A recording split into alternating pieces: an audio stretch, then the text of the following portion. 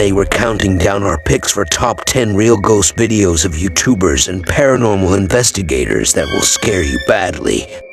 This is terrifying. Hello. For this list, we'll be looking at the most nerve-wracking experiences and unsettling evidence captured by professional ghost hunters. For our entertainment, we'll only look at shows that prioritize an investigation as opposed to reenactments or storytelling. As horrifying as they may be, which paranormal encounter makes your skin crawl? Let us know in the comments below. Number 10. Walking full-body apparition ghosts of Morgan City. This team of investigators set out to solve the unexplained phenomena occurring in Morgan City, Louisiana. In the third episode, the trio responds to reports of strange activity at Idlewild Plantation. It has everything between rituals and a floating blue shirt. A blue shirt was just floating with no hands, no head, no legs. With the building supposedly empty, investigator Ben is completely caught off guard as he reviews electronic voice phenomenon EVP footage. The camera reveals a full-bodied semi-transparent apparition crossing the hallway. Such evidence is so rare, it may easily be contested, but the crew determined the figure possibly belonged to a nurse from the early 1900s. With the pieces coming together, the wandering apparition becomes even more chilling.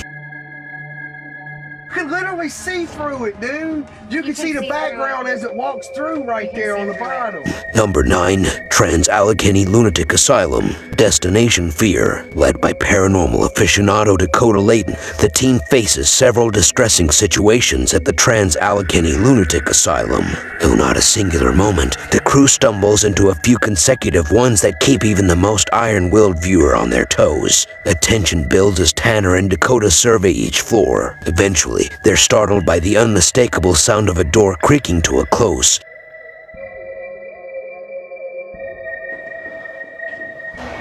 What was that? What the hell is that? Dude, that was like a high, squeak of like a door or something. Following the sound, Tanner spots a cold mass on his thermal camera, alerting the pair that they're not alone. What was that? What? What? Dude, I just saw a black mass. A black mass? Dude, it was like, I don't even know, it was just like a black circle. On your thermal or on your night vision? On my thermal. On the thermal. That means it's freezing cold. What's worse, Alex gets a disturbing call from Tanner, except Tanner doesn't have his phone. What? Tanner? What is that? The team scrambles to find the prank caller to no avail, leaving viewers tantalized and terrified about what lurks in the asylum's halls. What happened? Dude, I have no freaking clue. Where's your phone? Downstairs. Number 8. Jumping Saucepan. Help, my house is haunted. When it comes to hauntings in the household, this UK trio are master investigators. While responding to paranormal claims related to an unassuming cottage, the team sits down with a miniature cast iron stove set that has reportedly been moving on its own. To their surprise, one of the tiny pans jumps up, touching Jane's paw. Is there something attached to this object? Jump. Did that move or was it your hand? I didn't touch it. Some fans speculate whether this one is authentic, but the crew makes a point of allaying questions by showing multiple angles and attempting to replicate the instance. Though they don't get another response by the alleged spirit, the jump scare was definitely creepy. It looks like it jumps. It jumps. You see it jump. Number 7. Woman in Black, The Haunted Hunts. In the second season premiere of this UK paranormal series, investigators begin their multi-episode exploration of the famously haunted city of Chester. After learning about potential ghost sightings at the Chester Rose, the team set up camp in hopes of spotting one. Though doubtful of seeing an actual ghost, Danny reads a full-spectrum camera, and yet, as a perfect primer for what the city has to offer, he captures a photo of a mysterious woman in a black dress. Knowing the streets were empty and the photos preceding and following this shot did not achieve the same result, it's possible he found an unsuspecting apparition out in the open. Even ghosts need to get out sometimes.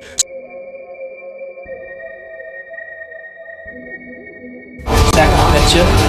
Number 6 Flying Knife, most haunted. In the first of this 3-part episodic feature, Yvette Fielding takes her team to the historic Standing Hall. Most Haunted builds the tension from the very start, with possible communications and temperature shifts hinting at constant activity in the building. I'd like to get out of this room because we've got things falling around, immediately following a potential sighting that leaves the team uneasy and anxious to find the intruder. They're startled as a large knife seems to be thrown from the wall. That was right by the ladders. That sounded like it was coming from in front of me. While we don't see the knife fly unassisted on camera, we do witness the before and after. It leaves the team visibly shaken, which makes this moment that much more unnerving. Look at that. I knew it. I saw it. Look what's behind you. Well, the flies there as well. There is.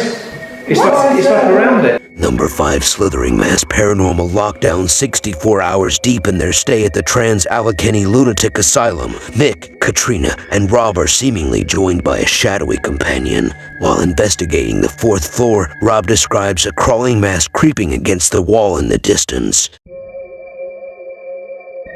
Thought I saw something move across that back wall. Luckily for him and the rest of us, he managed to capture the dark figure on camera. So watch again. So here we are, and it's right here that I noticed that it's moving. It's sliding right across, right to left. It's unclear what exactly the entity is, but it does seem to be moving. As if that wasn't enough to send shivers up our spines, there's also the knowledge that they felt a presence with them beforehand. And Katrina, our cameraman Rob, and I are all experiencing a growing paranormal presence concentrated on the 4th floor. Number 4 Frank Falls Ghost Hunters. When it comes to paranormal investigations, Ghost Hunters is one of the most recognizable shows in the genre. Their episodes are regularly stocked, full of gut-wrenching moments, but few are quite as harrowing as Frank's fall in the first season.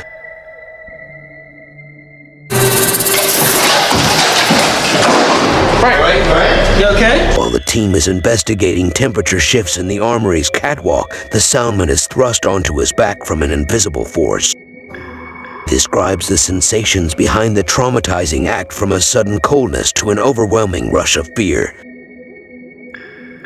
What'd you feel when you Got cold.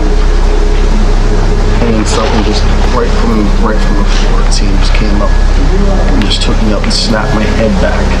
And just took me off. One thing to see something spooky in the distance, but it's another to be physically affected by it. Okay. Okay. Boom. Bam. He's down. Number 3 Wandering Shadow.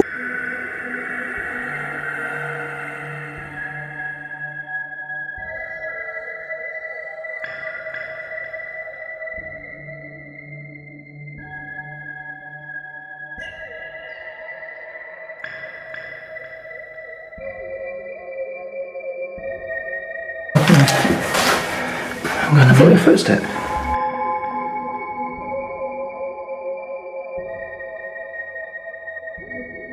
What's that? There. Carl, I can see it there. Go for it. I'm right behind you. Look, get your torch. Hello?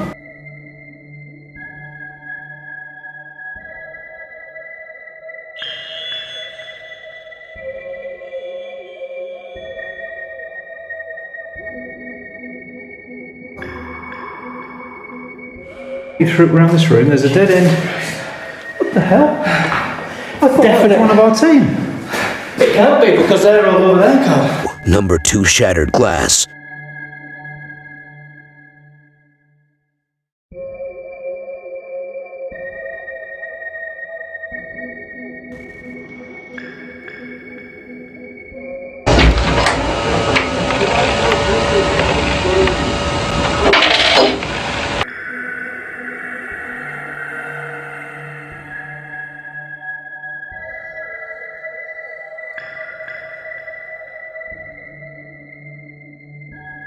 Glass actually broke. Here's a piece.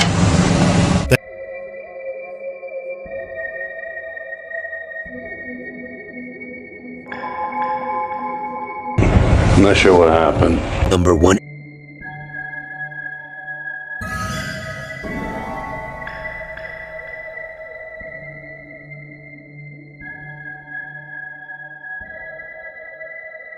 It's a bad idea to be up there. It's not safe outside right now.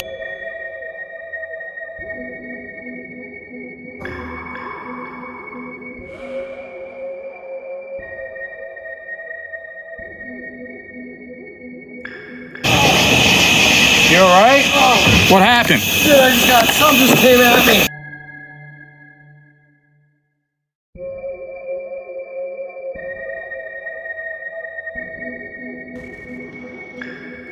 The